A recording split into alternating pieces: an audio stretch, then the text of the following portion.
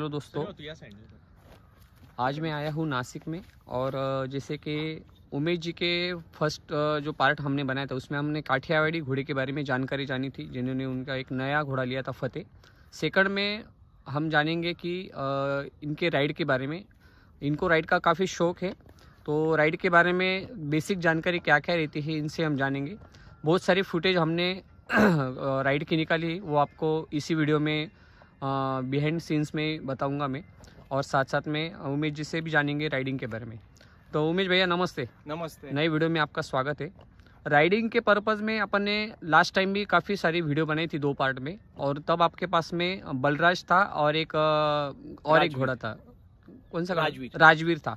तो वो तो आपने सेल कर दिया। अभी एक नया घोड़ा है, तो इसके बारे में बताइए। घोड़े के क्या एज वगैरह है, और मतलब ये आपने कहाँ से परचेस वगैरह किया था? ये घोड़े का नाम है मेघनाथ। मेघनाथ, अच्छा। ये 7 इयर्स का स्टैलियन है। अच्छा। ये मैंने बड़ौदा से खरीदा है। अच्छा। दिलजीत भाई करके है हमारे मित्र। अच्छा, उनसे अच्छा। मैंने ये खरीदा है। हाँ हाँ हाँ। उससे पहले ये किसी आहिर करके है, अहमदाबाद में, हाँ, उनके हाँ, पास था। अच्छा। ये बहुत ही बेहतरीन स्टैलियन है राइडिंग के हिसाब से। अच्छा, राइडिंग के हिसाब से। इसकी हाइट तकरीबन 61 इंचेस है। बहुत स्टेबल, बहुत अच्छा बोन्स और बॉडी स्ट्रक्चर वाला और बहुत अच्छे एंड्योरेंस वाला ये स्टैलियन है। अच्छा अच्छा अच्छा। इसका पासपोर्ट भी बना है, जो इक्वेस्ट्रियन जो एंड्योरेंस के लिए हाँ, वगैरह हाँ, होता है, उसका ये पासपोर्ट भी बना हुआ है। अच्छा, ये अच्छा। प्रीवियस ओनर ने एंड्योरेंस के लिए भी यूज किया था। अच्छा। तो ये तो मैं अब जैसा आपको पता है मैं प्लेजर राइडिंग के लिए यूज करता हूँ। बिल्कुल। And I am very very happy with this stallion. बहुत अच्छा टेम्परामेंट है, बहुत राइडिंग का अच्छा है। तो ये किसी लाइन वगैरह का है क्या कुछ? ये जो मुझे बताया गया सुंदर लाइन से है। इसके अच्छा। कान वगैरह आप देखोगे बहुत ही तो वो बढ़िया कान है। ये सुंदर लाइन से है।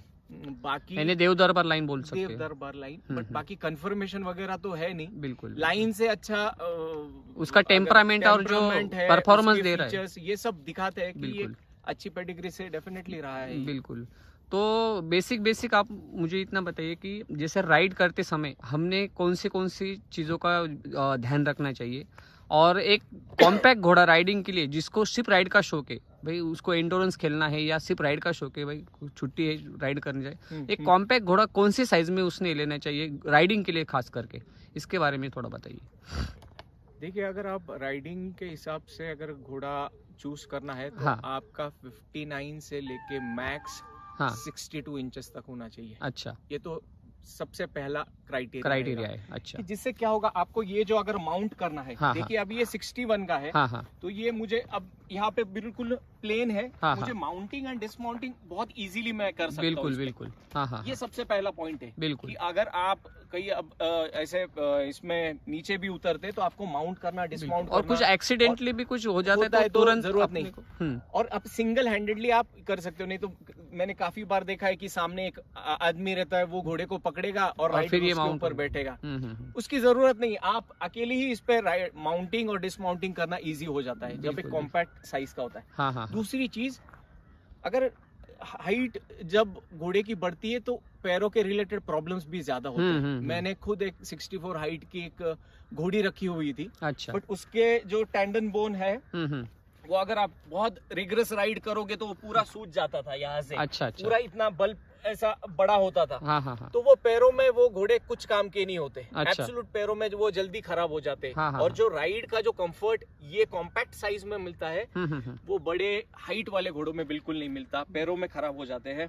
ये भी एक बहुत बड़ी हाइट का डिसएडवांटेज है। बिल्कुल। तो आप पूरे वीक में कितनी राइड कर लेते हो भैया? पूरे वीक में जैसा पॉसिबल हुआ एटलीस्ट 2 से 4 राइड तो होती ही है। अच्छा। तो आप ग्रुप वाइज करते हो या सोलो भी कर लेते हैं? ज्यादा इंडिविजुअल राइड करता हूँ, या भाई मेरा समर्थ भाई है, वो आता है तो उसके साथ, हमारे मित्र है समीर जी, वो आते हैं, उनके साथ तो हम राइड करते हैं। बिल्कुल।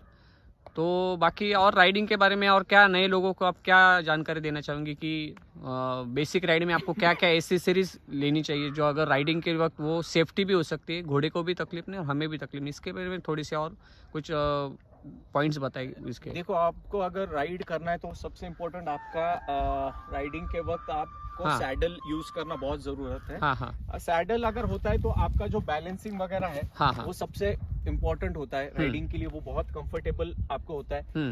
देन उसका जो बाकी का ब्राइडल सेट वगैरह हाँ। है वो भी अच्छा रखे बिल्कुल, घोड़े का, बिल्कुल। ताकि आपको जो कंट्रोल करना है हाँ, वो हाँ, इजी हो जाए। बिल्कुल।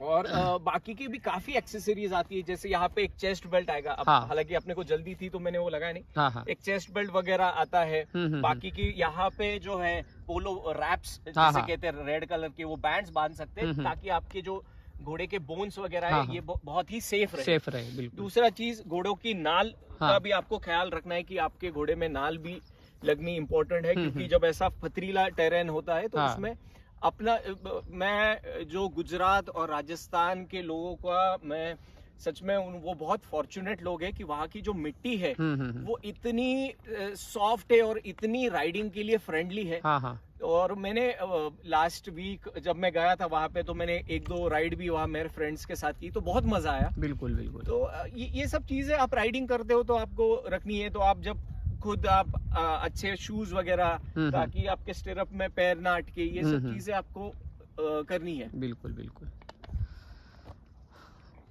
तो उमेश भैया, और कुछ एक बेसिक क्वेश्चन है। बहुत से बार हम घोड़े तो पाल लेते हैं, लेकिन होता क्या है कि घोड़े को हम राइड नहीं करते, शो के लिए, शो पीस के लिए रखा जाता है।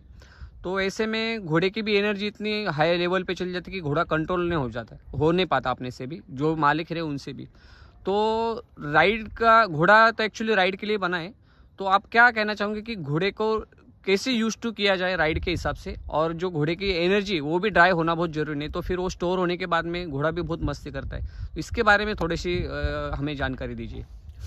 देखिए, मैंने काफी सारे लोगों को देखा है कि वो घोड़े को एक राइडिंग के हिसाब से ना रखते हुए उसको एक शोपीस की तरह आज यूज कर रहे हैं। बिल्कुल, वो बहुत गलत है।